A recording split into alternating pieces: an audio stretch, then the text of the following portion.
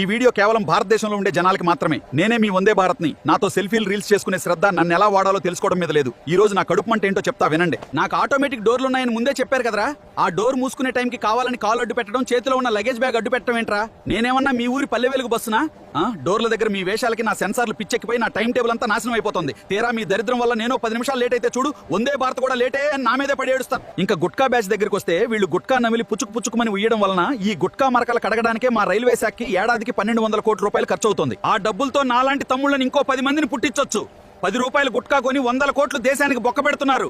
Gutka batch కి కొంచెమైనా సిగ్గుండాలరా. నా టాయిలెట్లలో డైపర్లు, ప్లాస్టిక్ కవర్లు కుక్కి సెన్సార్లు పనిచేయకుండా చేస్తారు. తీరా ఫ్లష్ అవ్వక కంపు కొట్టాక వందే భారత్ టాయిలెట్లు వరస్ట్ అని మీరే వీడియోలు తీసి వైరల్ చేస్తారు. ఏసీ టికెట్ కొన్నామని రైల్లో బెడ్షీట్లు, సోపులు ఎత్తుకుపోయి ఏటా 50 కోట్లు బొక్క పెడుతున్నారా? ప్రభుత్వ ఆస్తి అంటే మీరు కట్టిన పన్నుల డబ్బే. మీ సొమ్ము మీరే దొంగిలించుకుని సంబరపడుతున్నాను. మీరు చేసే ఇలాంటి తప్పుల వల్లే రైల్వేకి 100 కోట్లు లాస్.